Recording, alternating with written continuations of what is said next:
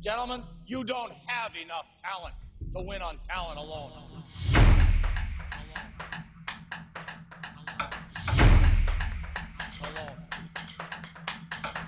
Hello and welcome to the Town on the podcast brought by The Wheel. I'm your host, Adam Hess, and with me, as always, this season's Ty Simpson backup, Mike Regan. Mike, how are you doing today? I'm doing all right. I raced out of work to get home to do this emergency pod. And not to go a little TMI, but I got home and I was like, oh man, I think I got poop. But I was like, emergency pod. Clench the cheeks. I'm like, we gotta go. So if you feel a sense of urgency in this podcast, know that's I coming make from one this of us. face. It means tragedy has struck. If Would I it make you that feel face better? And all of a sudden, I just get a little taller. Would it make you would it make you feel better if I told you I was drinking the two liquids that every time I drink them, you ask me if it makes you poop? Coffee and coconut water. Yep, those are the two. Look at them right there. Look at them both back. Caffeinated, hydrated. I got one on the left side, one on the right side. So if there's any emergency, I can grab one or the other. But Mike, speaking of emergencies, we convened an off-season tap specifically because in the middle of the day today, you texted me in all caps that Myles Garrett has been traded to the Los Angeles Rams. Now that trade was for Jared Verse, a beloved figure of this podcast. The Browns also receive a 2027 first-round pick, a 2028 second-round pick, and a 2029 third-round pick, also known as a full McCaffrey. Mike, give me your 5 to 7 word reaction to this trade. There's obviously so many angles I want to kind of delve into real quick, but just that 5 to 7 word instant reaction would probably be 5 to 7 words. It would probably be the Rams bailed out Cleveland and got stud. Came up one article short there. Got Oh, that was stud. 7. Yeah, but you had to drop an A from your sentence. Well, thank you for listening to the Talent Podcast. Mike, you want to hit your plugs now that we have... No. I'm just excited to talk about this. Don't steal that excited from to talk me. about this. Mike, we at Talent Alone are massive fans of Jared Verse. So we're a little skewed on this, but I want to start here. Who won this trade? So, a quick fun thing I wanted to throw in was that it was either Schefter or Rappaport, one of the big companies, NFL insiders, said that the Browns weren't lying. They had no intention of trading Garrett, but the Rams kept calling. And then once they said Jared Verse, Browns were like, no, okay, hold on, wait a minute. So I think... I guess before we go to winners and losers, should we go through like a beat by beat of this, some of the more important points? Yeah, sure. Yeah, so this initially wasn't a thing that the Rams were even looking at, but then Myles Garrett, who signed an extension in 2025 that included $122 million in guaranteed money, they agreed to a modification this offseason that deferred around $29 million in bonuses to September over the next 3 years, or $29 million in bonuses that were due in September to being displaced over the next 3 years, which allowed the Rams to be able to work him under their already somewhat bloated salary cap numbers. And also, notably on this, Mike, today's June 1st, which means that today is the first day that they could accomplish this trade and not have absolutely detonated their cap numbers. Mm-hmm. The Browns are going to carry $15.53 million in dead cap hit through 2026, and the remaining $25.56 will be in 2027. So in total, they're looking at around a $40 million dead cap over 2 years to have Garrett be someone else's problem. Myles Garrett, 29 years old, going to be 30 at the start of the season. Jared Verse, I believe, is just now turning 16 years old, so he has his entire future ahead of him. And like you said, the Rams kept coming back to the Browns after they agreed to this roster or this contract modification, offering more and more picks until finally they offered Verse, and that's kind of when the entire deal coalesced. So with the beat by beat now covered of how we got to this point, Mike, how does this solve the Browns quarterback problem? It doesn't at all. Oh, okay. That's But good. That's good to know. As I was kind of saying in my not grammatically correct 5 to 7 word reaction, was that the Rams kind of I think, bailed out the Browns a little bit, in the sense that, let's face it, like you're not competing for the next couple years for sure. And I think that was probably a big thing once they heard Jared Verse's name, is they were like, well, by the time we're ready to like actually start making a move to becoming a competitive team, Garrett's going to be older. He may start to show like a step or two of a decline. Meanwhile, Verse will be still in his 20s and be in his prime. So this might actually work out better for us in the long term. Does this change how you feel about the Rams' chances at a Super Bowl this year, 2026-27? I do. It does. Like they've clearly all off season. I do. They clearly this off season were like, we got one best case scenario 2 years to Stafford left. We're going for it. We have a good team. That's why they went out and gave up a first for Trent McDuffie and signed Jalen Watson to help their secondary. And speaking of that secondary, I think that's part of the Garrett thing is that, well, besides the fact that he's still probably the best defensive end in football. Did set the record for most sacks in a season last year. Yeah. Small little detail there is that if you remember, I obnoxiously, like last month of the regular season and during the playoffs last year, continued to harp on the fact that the poor play in the Browns secondary was neutering a talented pass rush because they just didn't have time. I wonder if they were like, a guy like Myles Garrett, if that was to happen again, we get secondary struggles, he's kind of the level of the guy who can say, screw it, I don't need that much time anyway. Yeah, he's been practicing it his whole career just about. I know it's like only according to like PFF's weight listings, it's only like 12 pounds difference, 260 to 272 Myles Garrett. But like, for example, if you pull up the picture that Schefter posted for the trade, that 12 pounds shows. Garrett's a bigger dude, and he actually plays on the line. He's not an outside linebacker, edge rusher. He's a true defensive end. Do you think that'll change it all, though, in the Rams system?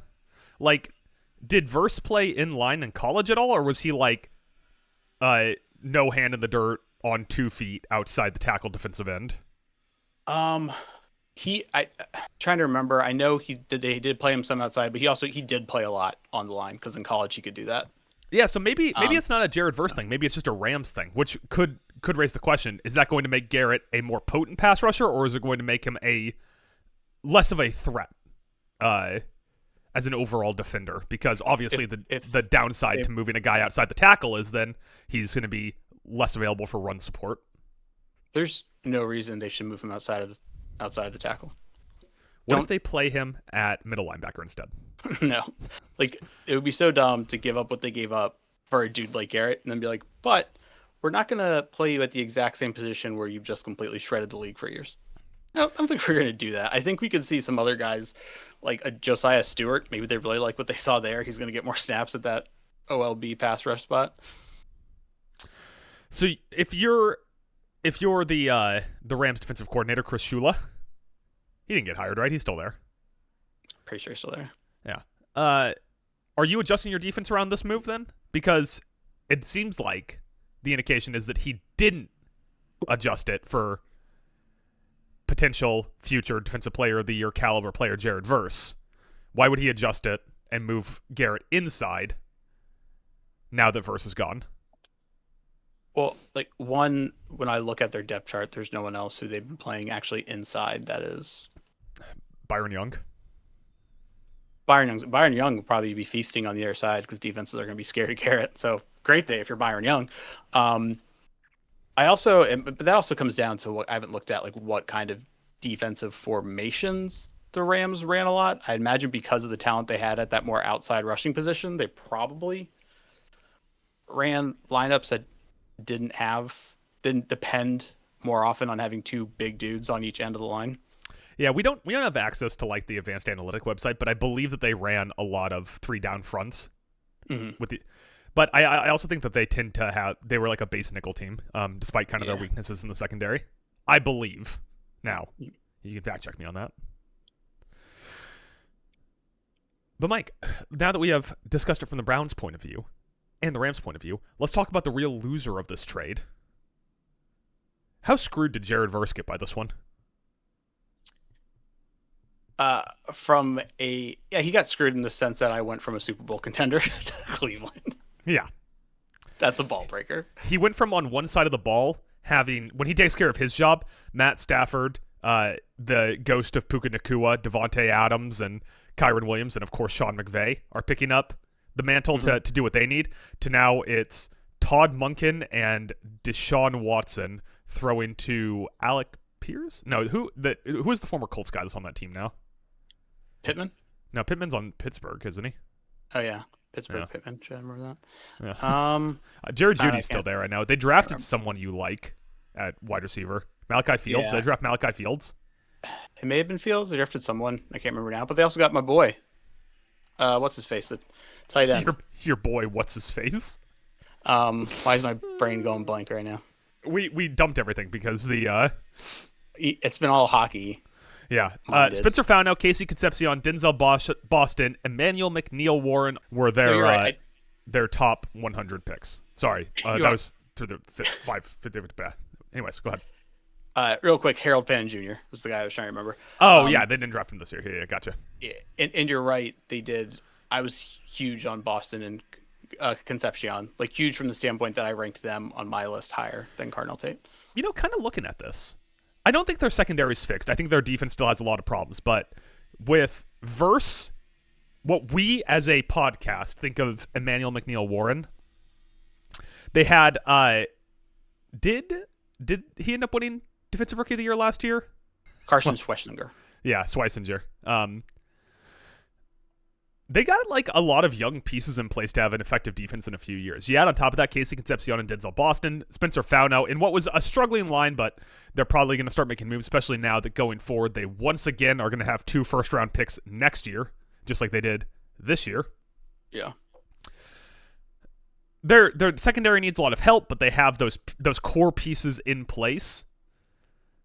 This team is going to be in a great position to finish in the last wild card spot because they still don't have a quarterback in 4 years. Yeah. On the one hand, I do think they are. It wasn't a good QB class. There wasn't a free agent to go after. They already have all these QBs on their roster, so they are doing a good job of being like, all right, well, let's use this time to go ahead and build up everything else, and then next year we'll probably be able to get somebody good in that first round, which is currently perceived to be a stacked draft class. Yeah, I mean, just imagine Julian Sayin backing up Deshaun Watson with this team. That's crazy. That's crazy to think about. But Mike, no trade can be looked at in a vacuum, right? Like, we can't just say when it happened. I mean, obviously we're doing a reaction pod to it, but we can't just say when the trade happens, here's the results and here's how it's going to be. Fast forward 4 years in your mind. Looking back at this trade, the year 2030, when that'll be the last year of Myles Garrett's deal, by the way. So 2030, Myles Garrett's preparing for his last jaunt to free agency, where I assume he is going to sign with the somehow still head coached by Dan Quinn Washington Commanders because they need another 36-year-old pass rusher. So the year 2030, looking back on this trade, who is going to look like the winner of this trade in 2030?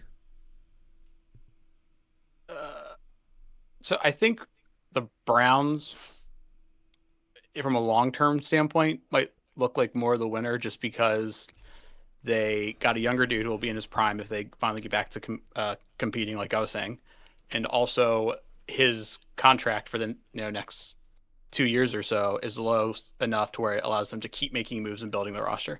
So I think that. Now, at the same point, if 4 years from now we look back to the 2026 season and Garrett played like Garrett and they win a Super Bowl, it doesn't matter if they gave up 7 firsts and 4 Jared versus. It's a win because it did what it was meant to do. Do you think that anyone looks back on the Christian McCaffrey trade and says Carolina won that? No, I don't think so. Does anyone? I'd have to go back and look at what they got, but they also haven't drafted spectacularly. So yeah, I think they either got a second, a third, and a fourth, or they got a first, a second, a third, and a fourth. Yeah, they got like consecutive picks in consecutive years. Mm-hmm. But yeah, I mean, like in this one, at least you're getting a guaranteed asset, right? Like that's the thing you have to give the Browns credit for. No matter what happens, we know from watching him, Jared Verse can play ball. There's no two ways about that. He's going to be good in Cleveland. Oh yeah. I mean, All right. he had a bit. I mean, you can argue there's a bit of a. I actually think he didn't have a sophomore slump in many aspects. What would those aspects be? I mean, like hurries wise, amount of times he at least got a hit on the QB went up, registered one more sack, so a little bit more of like total pressures in general. Now he played more sacks or more snaps, so that also plays back into it. But I think for the most part, even remove the numbers, watch the tape, he was still the dude he looked like in his first year where he won Defensive Rookie of the Year. Hey, can I ask a quick question here? Mm-hmm. What are you wearing on your right wrist? Oh, it's a couple bracelets. Oh, okay. They look like scrunchies, like to keep a ponytail up. Kind of like these cloth or string kind of bracelets. You buy them? Or did you get them from something? No, so funny enough, my dad had some on, and I was like, "Huh, I like those. Oh, thanks. Where'd you get those? Amazon. How much were they?" He was like, "Oh, they were cheap, whatever." I was like, "Oh, I'll have to get some of those." And then like a few days later, he came in to the donut shop and like tossed them to me. He was like, "Here, buy some." I was like, nice. Yeah, I feel like you would try to pull off like a leather bracer. I'm just surprised to see you wear like bracelets. No, I don't shop at like Abercrombie and Fitch. I'm not pulling off the leather band. You're not going full Johnny Depp on this one? No, I'm not. Mike, the people who are listening to this podcast don't want to hear us talk about your bracelet, unfortunately. So I do want to know if you had any other notebook pieces to drop out of this. Anything else that we didn't get a chance to mention here on our quick reaction pod? No, I think I kind of hit everything I wanted to say. I will say, like, I've had I've had Twitter out my phone by me for like notifications because there was talk that, as of yesterday, reports that the Patriots felt very confident that in the next 24 hours they could get a trade done for AJ Brown. So that news could drop today as well. You think we'll be back here in like 6 hours to do an AJ Brown emergency? Who knows? Mike, I do want to go back in the time machine quickly here. We all remember, leading up to the summer of 2025, that Myles Garrett seemed poised to either hit free agency, get franchise tagged, or be moved prior to signing the extension. Now, he came out and said that the Browns sat him down and told him the plan going forward, and that convinced him to stay at the low price of $40 million a year. Can we diagnose what that plan was they told him? Like now that we're a year out and he's been traded, was the plan for him to lead the NFL in sacks and then to flip him to a contender? Because if so, fucking great planning, Cleveland, and great choice by Myles Garrett, because Myles Garrett got paid, set a record, and now gets to play for a contender. That's a pretty good 2025-26 for Myles Garrett. That's true. So if that was the plan, credit where credit's due. But the other possible side of the plan is that they told Myles Garrett, don't worry, we're going to draft Shadur Sanders and Dylan Gabriel. They were probably more, what's I'm looking for? My brain's not working today. When you say things without a lot of detail. Vague. Yeah, they're probably more vague. And we're just like, we got a plan in place where we're going to get this QB and we're going to do this without going into too much detail. And Myles Garrett was like, all right, well, I don't know if I believe you, but $40 million a year. We said at the time, we were like, Myles, just be honest. You did it for the money. And guess what? That is a totally okay thing for athletes to do. The ones who put the bag before the ring, nothing wrong with that, brother. Yeah. Guess what? You're selling your body. I mean, you're basically a glorified prostitute in the NFL. You're selling your body to get used up and destroyed over the course of 12 years, and then you'll spend the rest of your life in agony, but you'll be able to pad yourself with $40 million a year underneath your bed to make it a little bit easier to sleep at night. Yeah. You can pull a Huel from Breaking Bad. See the guy that tips over the ATM machine? No, he's the dude who like go in the store. You know what I'm talking about. He just lays on the huge pile of money. Yeah. All right, Mike. That's all I got. Any other thing you want to mention here? No. Right now, if you ask me, I think the one thing I want to point on is I feel like Sam Darnold and Iowa Sam Darnold, who's a little more athletic. Brock Purdy. Yeah. Um, and I guess Jacoby Brissett. Literally are seeing opposite, that. literally opposite ends of the draft spectrum. Sam Darnold to Brock Yeah. Purdy. The two players cannot be drafted further apart from each other than those two. Yeah, I think they're all reading this news and they're like, well, that's 2 weeks of hell. Awesome. Is it though? Like, was Verse so much worse than Garrett? They weren't already like, fuck, we gotta face Verse. Now instead of being like, fuck, capital F, lowercase UCK, it's all caps, FUCK, right? Like, it leads to 3 more capitalized letters, yes, but they already went from like a star pass rusher to the star pass rusher. Mm-hmm. It's not like the Bills traded for Myles Garrett, where it's like, wait, they literally couldn't generate pressure last year, and now they have the best pass rusher in the league. Yeah. I think, like, best case scenario, you hope Verse gets close to being a Garrett. I think Garrett at this point has shown that he can affect the game a little bit more in more ways than Verse can at this point in their career. It's like, also interesting to make the case for Les Snead here. It's the mystery box could be anything. It could even be a boat, right? Mm-hmm. Like, the Browns got the picks out of it, so it's not exactly the mystery box thing. But part of that is you're betting. You're like, Jared Verse could be anything. He could even be a Myles Garrett. Yeah, you know what's interesting about Verse when you kind of go back, not Verse, I'm sorry, Garrett, and look at it, and this could play a part in the fact that he's 30 and just set the NFL sack record, is 2018, he had 1,012 snaps, right? And then he had an injury-shortened season. After that, he has not played. He's played less than 900 snaps every season. Huh? It's that Kawhi Leonard shit, you know? Yeah, he's kept his body fresh, despite the Browns being on defense a lot. Well, I will say this. I think that we could look up in 3 years, and the Browns are higher in the standings than the Rams. Obviously opposite conferences, but have more wins in the win column. And that wouldn't be surprising. I still think that there is a chance that the Rams win a Super Bowl this year and maybe compete for one more the year after before their team completely falls to pieces. And at that point, it doesn't matter. Yeah. All right, Mike. Since this is an emergency pod, we're not really going to go in-depth plugs. Everything you need to know is in the show notes below. We will be back on Wednesday to do a hockey podcast, and potentially we'll be back in a few hours to talk about AJ Brown. Do I get a shout out? Yeah, go for it. Oh yeah, I have to queue up your shout out, don't I? Yeah. Okay, Mike, do you want to give an emergency shout out to anyone on the way out the door here? I'm just gonna go ahead and shout out both men in this trade. Shout out Myles Garrett. Damn it, Myles Garrett and Jared Van Dam verse. I thought there was gonna be like some kind of theme there. There really wasn't. Nope. Okay, sorry, Myles. I got it. Myles Let's get out of here. And Jared Vroom Vroom verse. I already said let's get out of here. None of that's ending up in the podcast. All right, we're back.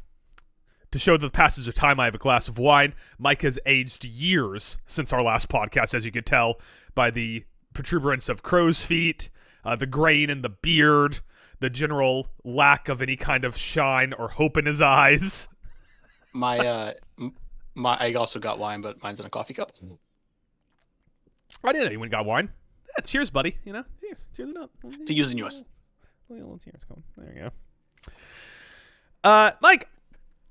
We just stopped down from our Jared Verse pod, exhausted, tired, but satisfied with the work that we had done today. Only to return in the face of A.J. Brown going to the Patriots for 2 draft picks, a first-round pick in 2028 and a fifth-round pick in 2027. This gives the Patriots, with ascending quarterback Drake Maybe, a wide receiver 1 target for the first time in his career, as well as gives the Eagles something they desperately needed to not have A.J. Brown on their team. So we'll start with this, Mike. Was this compensation what you expected for A.J. Brown? Yes, I actually think the Patriots are probably, or the Eagles probably did a pretty good job getting a first, because unlike the last trade we got to talk about, the Browns had no incentive to really move Garrett. They were probably fine keeping him.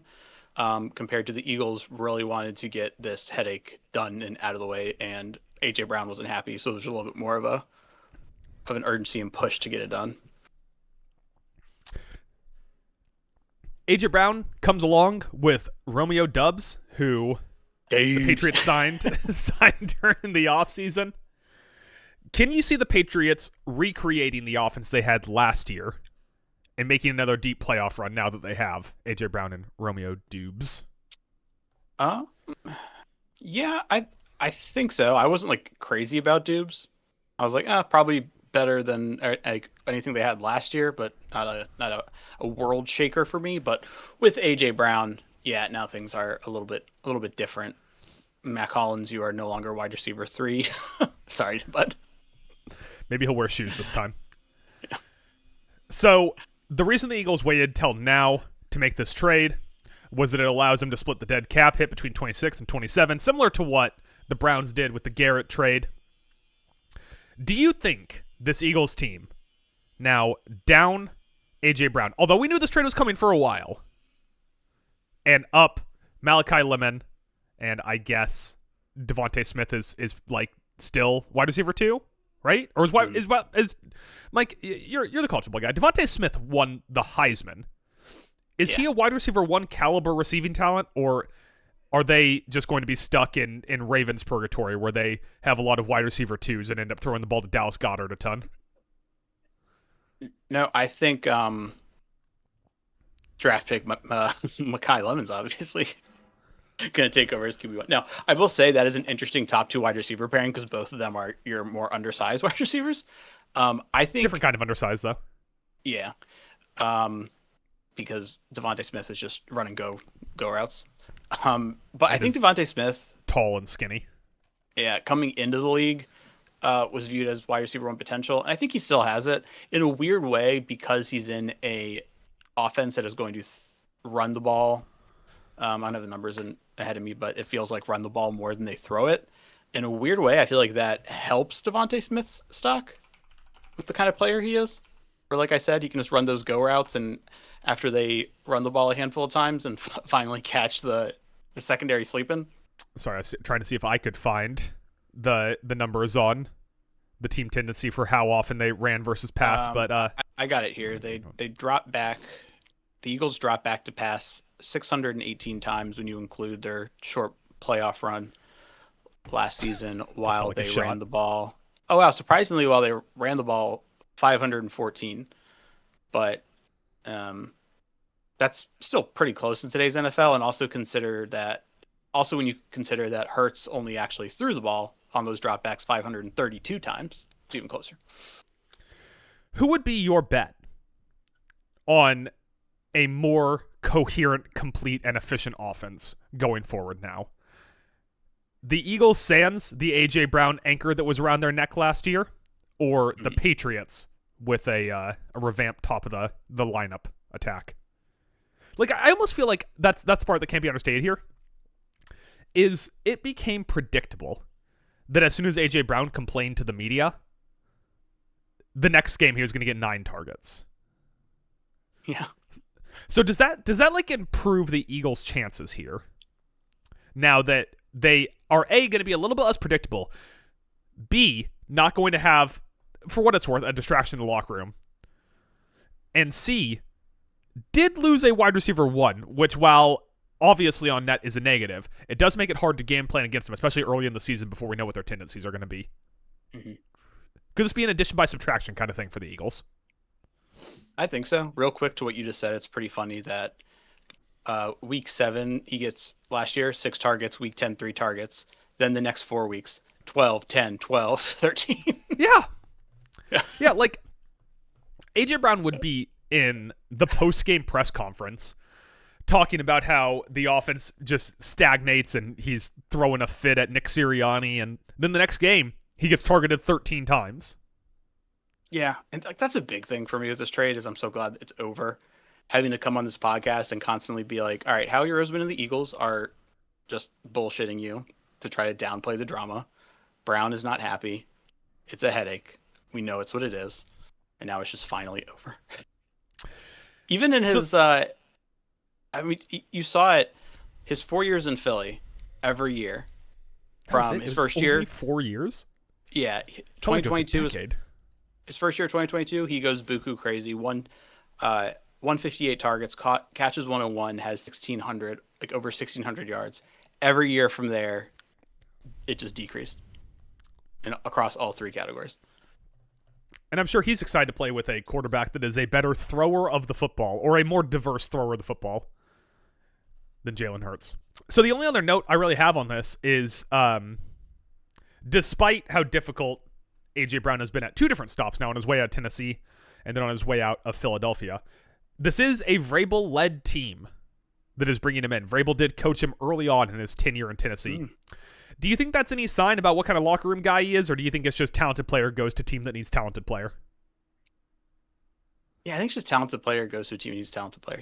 J.J. Brown, you can try to sit here and make a diva narrative, but when you're talented and competitive, it's going to happen. It's going to happen. You're going to get frustrated when you lose games and you're like, I wish I was more involved in that. Or even when you win games, you're going to be like, I wish I was more involved in that. So it's just normal. You could say, I'd say 4 months ago, before some news and all that stuff came out, you could say he's going to a team with a no-nonsense coach who doesn't allow drama in his locker room, and then his coach created a bunch of drama. So, Mike, I personally, as a Washington Commanders fan, could not be happier to not have to deal with fucking A.J. Brown twice a year. True. I don't know what it was. Like, you read off those stats where he would have like 6 targets, then like 13, 12, and then 4 targets. Somehow all the 13 target games came against Washington, in which he caught 11 for 13 for 230 yards and 2 touchdowns.